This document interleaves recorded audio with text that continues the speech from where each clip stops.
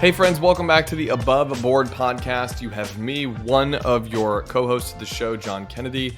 And today we're going to be talking about exactly what the title looks like, catching confidence. I think we spent a ton of time on this show discussing things like stacking habits and winning the day so that you can build momentum to go into your next week, and then winning the week to win your month and your year and all that type of stuff. And for those of you who've listened to me talk about my 75 hard journey, everything I just said sounds very 75 hard of me, I think. And I actually joke with friends a lot, like, how do you know if someone's done 75 hard? The answer is you don't need to ask. They're just going to tell you. So I've detailed that journey throughout this podcast. And my biggest learning lesson with it is that it was one way to help me catch confidence. Like, how do you grow more confident in something? And I think for me, it's just by literally doing things that are hard and doing things that are difficult every single day, by stacking your wins. Or maybe it's about learning and paying attention to what other successful people are doing. Ed Milet is a famous speaker. He talks about this a lot, and I believe in this quote. He says, things are caught, not taught. So if you're in a position of leadership, you better be leading by example or living your life by example, because the people that look up to you, they are watching. And I've seen the firsthand benefit of positive momentum. Think about like a sports team and how much emotion and confidence and swag can go into like the outcome of the direction of a game one way or the other. That's called momentum. Like, these big plays happen, and then another one, and then another one, and then before you know, they're unstoppable. They have this like swag about them that they're going to achieve their goal of winning that game, and they're not going to let anything stop them or get in that way. And you know what? Maybe there is some luck to this too, but luck for someone who worked really hard their whole life to prepare for a moment is definitely not luck at all. I hate to break it to you. That was opportunity, and they were ready for it when it came their way. And today I want to stay hyper focused on this topic, but how it applies to your financial life. I think most of you, maybe think becoming financially free is somehow handed to them, and I'm here to tell you that that it couldn't be further from the truth. Like, what's one narrative that you heard of a lot? Like, oh, this person's a trust fund baby, or, well, mom and dad gave them money, they had it easier, I wish I could be like them, so and so started a business for them. There's all these narratives that we develop for situations like this. And man, I gotta tell you, the truth is that, honestly, it couldn't be further from the truth. I feel like, as an adult, giving your adult children money, in more cases than not, at least that I've witnessed in my career, is not a gift at all. It's in fact a curse. And I struggle with this because I love the idea of wanting to make my children's life easier. Like, I want to provide for them, I want to help them, but I've learned along the way that helping them is not doing for them. And those are two just very, very different things. So I believe giving people money can be a recipe for disaster. Generational wealth it's a huge topic of conversation I have with all my clients. And I've seen it time and time again in my career, that when money is given or passed on to the next generation, it's usually gone within one generation, because there's just a difference between earning something and being given something. So I believe that to be a bit of a curse, not a blessing. So unless you stand to inherit millions of dollars, you're probably in the grind right now, which is great. You're working hard to build and grow your career. Or maybe you're in retirement, which, to folks that are not in retirement, by the way, that sounds glamorous, that sounds amazing. But I know the truth to that is very different. In retirement, you have to be insanely diligent about monitoring your investments, about tracking where you're spending money, where you live, so on and so forth. Like, every dollar is accounted for and has a plan for in your retirement. So you have to be very mindful of it. It's not easy breezy once you hit that phase of life either. It just never is. That's like a big learning lesson for me, is like, we always think like on this climb in life, the next part of our destination is going to be better than the journey where we were before. And that usually isn't always the case. So my first piece of advice to you for catching financial confidence is to stop avoiding the math. People love to talk about the macro, and I do too. Like, I love daydreaming about where life is going to go, where we're going to be someday. And then we start talking about the micro stuff, the budgeting. And that's pretty painful conversation. A lot of people don't want to do that. It's like exercising for the first time after taking years off. Like, it hurts at first, but then the more you do it, the more you learn about budgeting and spending, the better you get over time at this. And by the way, this is the foundation for financial success. You cannot possibly win at a better financial future if you don't know what and where you're spending your money on today. This is going to feel super hard at first to do, but stack the wins. Download an app to help you track your budget first, then implement it. Not tech savvy? Awesome. Great news. Pen and paper, that's been around forever. Like pen to paper this thing, or use a spreadsheet like I do. I don't have like these fancy apps that people pay for to do their budget, which is great. I'm not discouraging that, but I use a spreadsheet. We actually have, and this is a little bit of a teaser, but we have a free e-course coming soon that I'm pretty excited to announce. It's called Your Money Story, and it's going to take you through these steps and help you build this momentum and catch confidence. But more on that later. So once you have a handle on this, let's keep mounting on the wins. Let's keep building this momentum. What's your emergency fund look like? What are you working towards? I'm going to assume if you're listening to this, you know what an emergency fund is, but I'm also going to assume it's a work in progress because I know that the average American is less than 2 paychecks away from bankruptcy at any given time. So that tells me we've got work to do. So focus on this goal before you move on to the next. Build this thing up to 3 to 6 months worth of your expenses. Another rule that I really like that my wife and I have implemented many years, and it's scalable. It changes as income changes, but it's the 24-hour rule.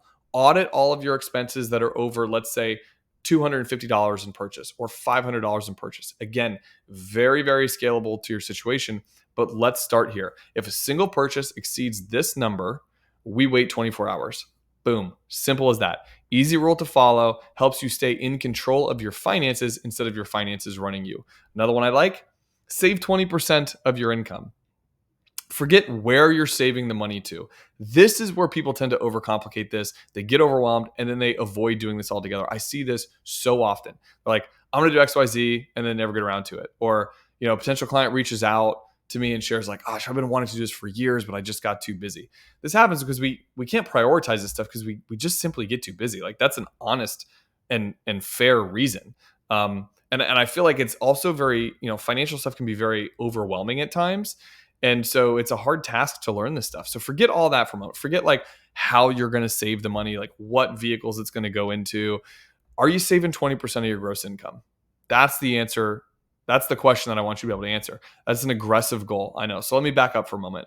So how much are you saving as a percentage of your income? Let's start there and identify the number. This is an exercise of awareness, not shame. Don't feel bad if you're not saving 20%. By the way, the national average is only 5%. So now that you have a budget, you should be able to track all the sources of where things are coming into, where your expenses are going out to, and then ultimately the sources that you're saving to. So let's worry later about Roth IRAs and 401ks and HSAs and other savings vehicles.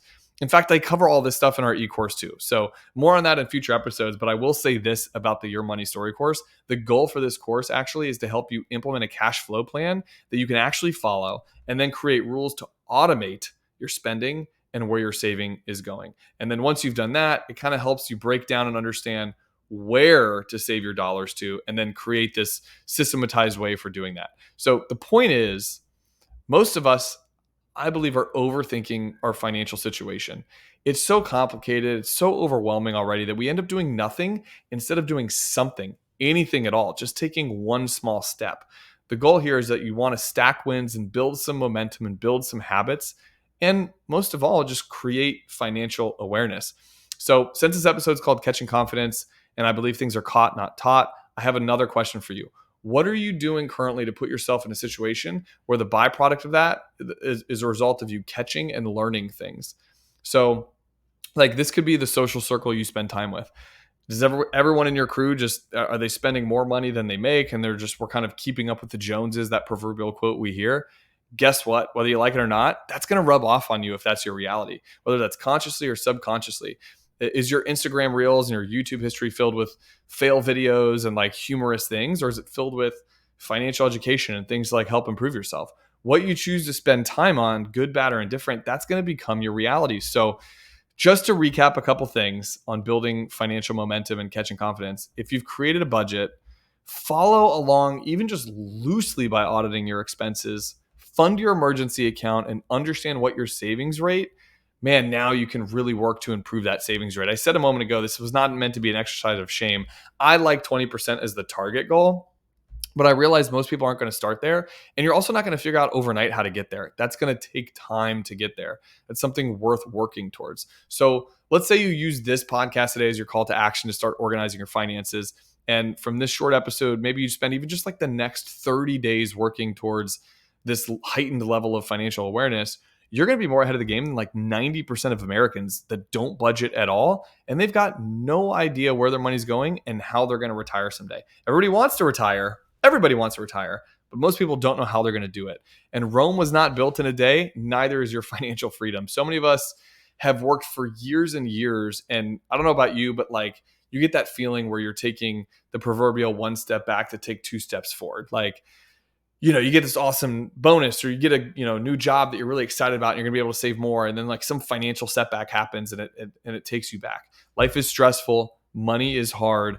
But just like at the gym, like, and pardon me for using all these gym analogies. It's just how I like to compare this. And I think it translates really well, by the way, like finances and fitness. But you're not going to go to the gym and like bench 250 pounds 15 times out of nowhere. Like you got to slowly build and work and grow to that. The narrative of I'm not good with money is only hindering your financial growth. And I promise you, stuff does not have to be this complicated.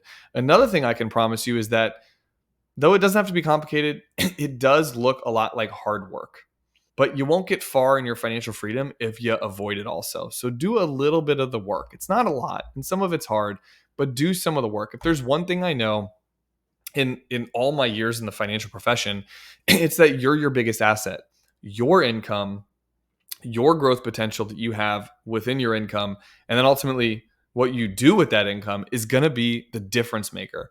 I know people love to talk about returns and market performance. And that conversation actually is exciting. Like that's a big part of what we do and it's a lot of fun. But if we're being honest, that part, though it's important, is really oftentimes overemphasized in my industry. It's like, I'm going to use another gym analogy. It's like going to the gym once a week. So i.e. doing the work, but you're only doing it once a week. And then you're hoping that taking creatine and pre-workout supplements and protein powder is going to bring you and materialize the gains, which would be the performance. That's not going to happen. You got to do the work. And then these other things help you kind of get there. So that would be like the, doing the work to save and then the market performance and investing to help grow that number and add to it.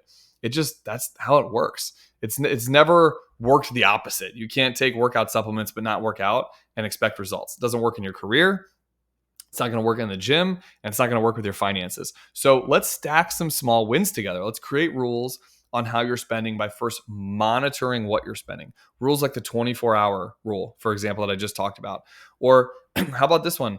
Auto 401k contribution increases. Those are awesome programs that a lot of companies provide where they will automatically increase by some small set percentage that you set every single year. Or saving X percent every time you receive a pay raise or a bonus. Rules like this are simple, yet massively useful. And it's not going to feel like it's moving the needle in the short run, but in the long run, stacking those wins and building that confidence does help. So friends, if you found this interesting, stay tuned, hang with us in the coming podcast where I will be explaining in more depth the Your Money Story course and then how you can gain access as an Above Board listener. Again, this course is no cost, but it was informed through decades of financial planning experience between myself, Matt Marcoux, one of your co-hosts, and Michael Scott.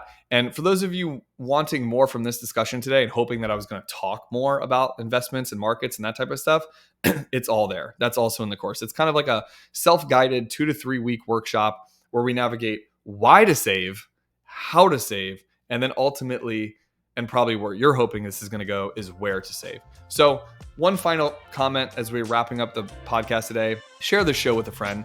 Our show grows from the love and support of our listeners. So if this resonated with you at all and you have a friend struggling to find financial momentum, send this their way and let's help them together. We'll see you next week. Thanks for hanging with me today. Bye.